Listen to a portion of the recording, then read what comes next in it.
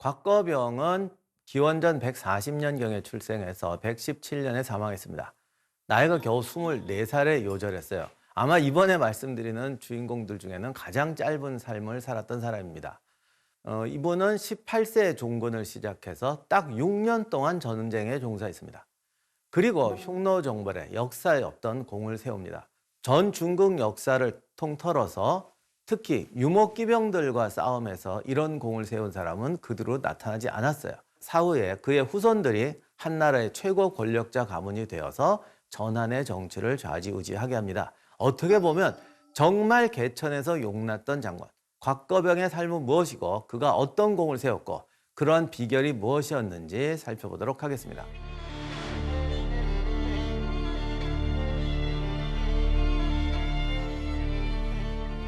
안녕하세요, 임용환입니다. 오늘의 주인공은 흉노정벌의 영웅이었던 한나라의 무장 곽거병입니다. 흉노란 원래 중국의 화북지방 북쪽에 사는 스텝 지역에 사는 유목민족들을 중국 사람들이 일컫는 말입니다. 그러니까 이 사람들이 우리 저 위에 사는 말 타고 돌아다니는 사나운 애들은 전부 흉노다 이렇게 말을 붙였어요.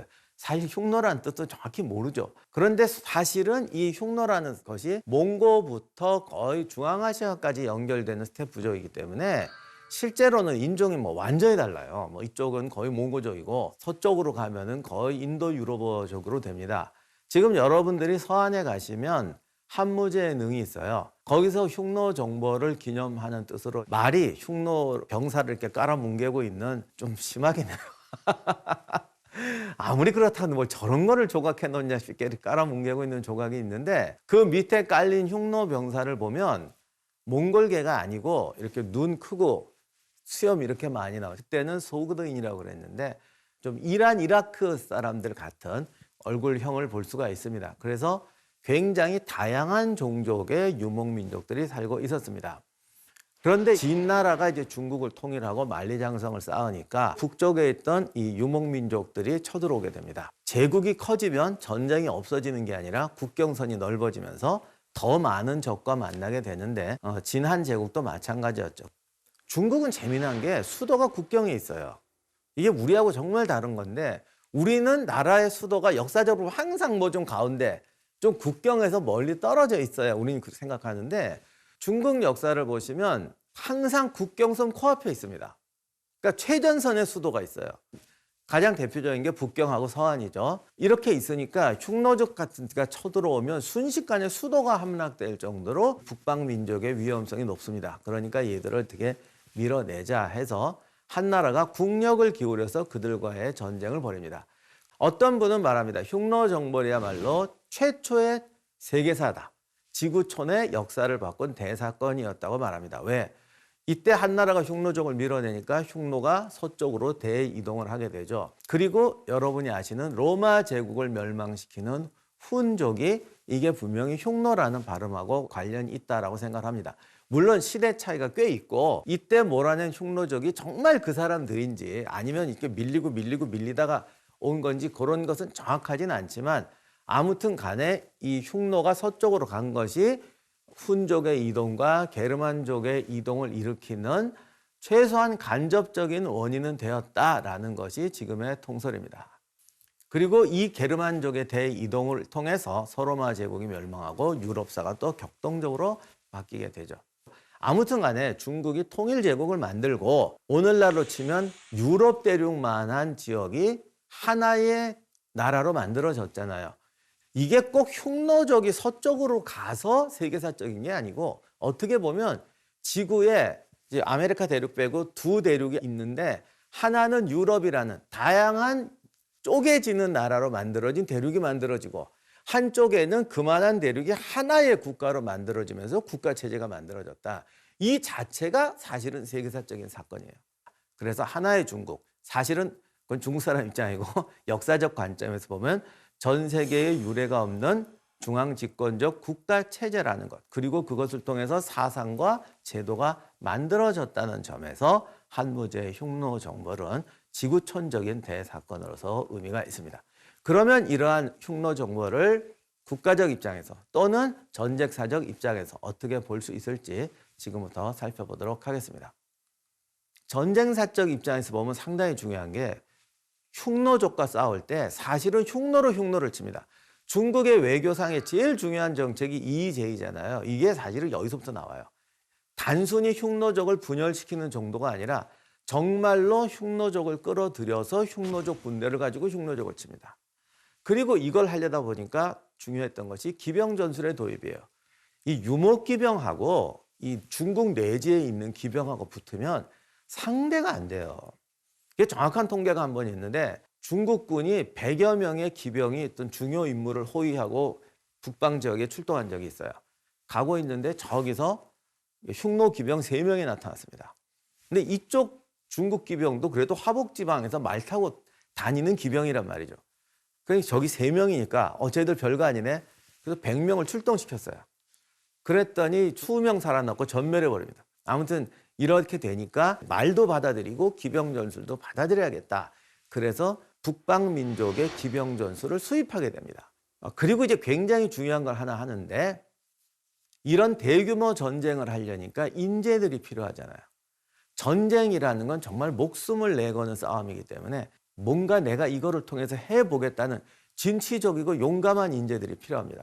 그래서 전국적인 모병을 합니다. 그래서 전국에서 야 여기 나가면 내 신분을 바꿀 수 있고 내 일생을 바꿀 수 있다 해서 어마어마한 인재 모집을 하게 되는데 아마 중국 역사상 최초로 최대 규모의 인재 모집일 거예요. 이런 식의 전국적인 거병을 하면서 이 전쟁이 시작이 됩니다.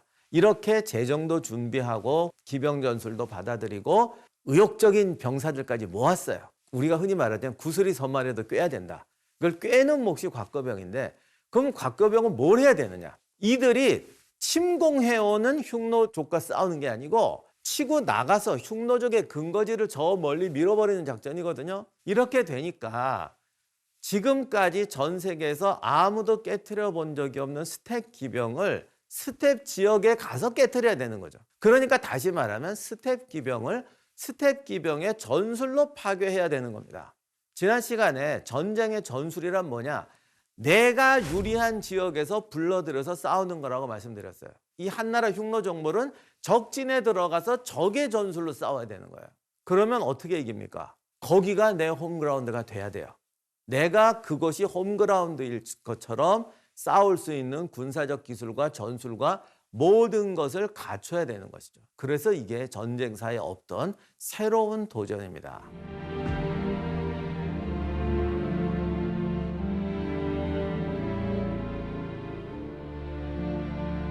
원래 흉노정벌은 이미 시작되어 있었어요. 1차 전쟁이 시작되어 있었는데 이때 이 최초의 장군이 위청이라는 사람입니다. 이 위청의 누나의 아들이 곽거병이에요. 근데 이게 사실 어떻게 된 거냐면 위청도 어머니가 하녀였어요.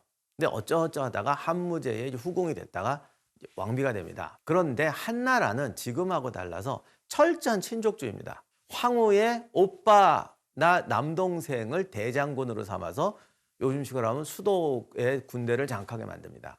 그러다 보니까 자기 부인의 아들이었던 위청이라는 거의 양치기 출신을 갑자기 대장군으로 등용을 한 겁니다. 이렇게 원래 소설에서 이렇게 되면 얘는 패가 망신해야 되거든요. 근데 가만 보면 역사는 정말 우리 마음하고 좀 달라요. 그래서 이렇게 정시일 인사를 해서 이게 말이 되냐? 이상하게 스토리가 그렇게 안 되고 위청이 대성공을 거둡니다. 위청이라는 사람은 되게 얌전하고 조심스러운 사람이었다고 합니다. 심지어는 부하한테 맞아도 꼭 참고 막 이런 참 참을성 대단한 분이었어요. 그러니까 이게 인격으로는 참 훌륭한데 전쟁에 나가서도 조심조심하는 거예요. 그러니까 이제 화끈한 승리를 못하게 되는 거죠. 물론 이 사람이 기반을 닦았기 때문에 이제 많이 이제 한나라 군대가 세졌습니다. 그러니 이제는 이렇게 하지 말고 더 세게 나가자. 이제 본토에 들어가서 확 밀어붙여야겠다라는 이제 생각을 하게 되니까 갑자기 위청이라는 사람이 조금 마음에 안 드는 거죠. 1단계로서는 참 적임자였는데 2단계로서는 애매한 거예요. 그때 한 소년이 등장합니다. 바로 위청의 누나의 아들인데 처음에는 이 친족주의에 의해서 18살짜리를 시중이라고 거의 정승급 지위를 줬어요. 이게 영화에서 보면은 이게 나가서 죽어야 되죠. 그죠? 아주 싸가지 없고 건방진 18살짜리 장관이 나가서 잘난 척 하다가 죽어야 되는데 겨우 800명의 기병을 가지고 수백 명을 진군을 해버려요. 적진으로 휩쓸고 들어가 버린 거예요. 그 위청은 항상 용병을 신중하게 하는데 곽거병이 갑자기 탁 800명 끌고 들어가서 쓸어버립니다. 그리고 2028명을 참수하거나 생포했다고 그럽니다. 근데 사실 저도 이 기사 처음 읽었을 때는 그러면 이거 보나마나 어디 민간인 부락 들어가서 이 유목지대 사람들은 도시를 세우는 게 아니라 이렇게 그 흔히 말하는 부락을 짓고 살잖아요. 그러니까 그냥 후방으로 뛰어들어가서 우리가 영화에도 보듯이 텐트 치고 막 밥 짓고 있는데 갑자기 막 말타이직 나타나고 막 이렇게 하고 쓸어 담아온 거라고 생각을 했는데 당시 몽고의 그러니까 어느 좀 부족장 또는 거의 왕급인 사람들을 체포해서 가져옵니다. 굉장히 나름대로 전술적 전략적 행동을 했던 거예요. 이걸 보고 한무제가 내가 찾던 사람이 얘다. 왜냐? 지금 우리는 2단계 작전, 흉노의 본거지를 이제 밀어버리는 작전을 해야 되는데 얘가 저격이다 해서 곽거병을 바로 제후로 봉하고 요즘 말로 하면 한 군 사령관으로 임명해버립니다. 이 사건이 벌어진 때가 기원전 123년이었습니다. 곽거병이 20살이 되었을 때 이제 드디어 대군을 거느리고 출동하게 됩니다. 이때는 무려 1,000여리를 진격해서 8,000명을 참수하고 생포했다고 그랬습니다. 그리고 이해 여름에 2차 출병을 하는데 이때 유명한 기련산이라는 곳에 도착하게 됩니다. 소월지국을 지나 기련산까지 가서 추도왕을 잡았다. 투항자가 2,500명, 생포자가 32,000명, 5왕과 왕자 59명, 장군 63명을 생포했다. 아군은 30%의 손실뿐이다. 근데 사실 30%의 손실이 작은 건 아닌데 워낙 대승리를 거두고 돌아왔기 때문에 내가 할 수 있는 모든 전력을 다 쏟아서 그리고 엄청난 걸 가져왔다는 거죠. 이러기가 절대 쉽지 않거든요. 그러면 도대체 어떻게 해서 겨우 20살짜리 장군이 이런 대단한 전과를 세울 수가 있느냐? 동양 기록들은 전투 장면을 자세하게 말해주지 않기 때문에 이 전쟁의 상황을 이해하려면 좀 여러 가지 추론이 필요합니다. 당시 지도를 놓고 보면 서안에서 출동해서 기련산까지 갔다는 건 지금의 칠hen산맥이라는 곳인데 지형을 토대로 곽거병의 전술과 승리 비결에 대해서 알아보도록 하겠습니다. 지금 흉노를 막는 전쟁이 아니고 흉노를 몰아내는 전쟁이에요. 흉노족 자체가 언어가 다른 여러 부족이기 때문에 같이 모여 살아 도시를 이루고 있는 게 아닙니다. 다 따로따로 흩어져 있어요. 그래서 얘들을 소탕하는 게 힘든 게 한 부족을 치면요 바로 정보가 가버려요. 그러면 전부 텐트 걷어서 튀어버립니다. 이러면 한나라 군대가 간 다음에 또 돌아온다고. 그러면 어떻게 해야 되느냐? 얘들이 가서 하나를 치는 게 아니라 여기서 가지를 쳐서 갈라져야 돼요. 그야말로 광활한 유목지에 대해서 흩어지고 갈라지면서 흉노 부락들을 찾아서 소탕하는 거죠. 물론 이건 흉노족 입장에서 보면 참 끔찍한 거지만 근데 사실은 흉노족도 그때 그러고 살았으니까 이거는 그냥 그 시대 한계로 이해하시고 전술적인 관점에서만 보면 이렇게 하는 겁니다. 그런데 이렇게 해도 또 이게 어느 날 바닷속에 모래 뿌린 것처럼 흩어져 버리게 됩니다. 이건 전술이 아니죠. 그러니까 내가 흩어져서 뭘 줍는다고 그래도 최종 목적지는 정해져 있어야 돼요. 그럼 최종 목적지를 어디로 할까요? 기련산맥으로 평원의 담장처럼 솟아있는 기련산맥 쪽으로 모는 거죠. 그래서 쫙 흩어지는 것 같으면서도 기련산으로 몰고 이 중국 기병이 예상외로 자기들처럼 빠르니까 흉노족들도 기련산 쪽으로 도주했던 것 같아요. 왜 산악지대로 가야 탈출할 수 있다고 생각하니까 담장 밑으로 토끼몰이 하듯이 몰아서 잡는. 그리고 이제 또 하나 중요했던 게 그리고 나서 기련산을 태워버리는데 사실 유목 스텝에 사는 사람들이라고 평야만 살지 않습니다.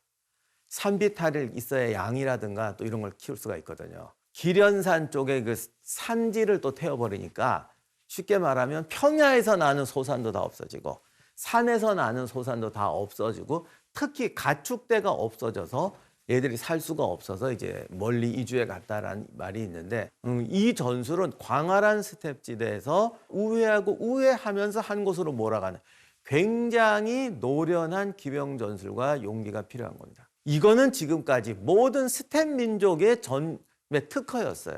이거를 한나라 기병들이 했기 때문에 흉노를 소탕할 수 있었던 거죠. 이제 쉽게 생각하면 이런 거죠. 쟤는 과외 선생님 붙여서 저 공부를 10년을 했어. 아, 얘는 이제 1년 했어. 쟤는 못 당하겠구나. 절대 아니라는 겁니다. 모든 전쟁의 승부는요, 시간으로 결정나는 게 아니에요. 확고한 목표와 올바른 방법과 그것을 시행할 용기가 있느냐가 승리하는 겁니다. 그래서 역사는 정확히 알고 실천하는 자의 몫이다. 이것이 곽거병이 우리에게 주는 정말 중요한 교훈입니다. 자, 오늘의 강연은 여기까지 마치도록 하겠습니다. 곽거병은 너무나 짧은 인생을 살아서 이 사람이 좀 오래 살았으면 어떻게 될지 정말 궁금하긴 합니다만, 아무튼 여러분들은 오래 살시면서 곽거병의 승리와 교훈을 수없이 재현할 수 있는 여러분이 되시기를 바랍니다. 다음 시간에는 의외로 많은 분이 좋아하시는 십자군 전쟁의 영웅, 이슬람의 영웅 살라딘, 영화의 주인공으로 수없이 나왔던 살라딘에 대해서 살펴보도록 하겠습니다. 다음 시간에 뵙도록 하겠습니다.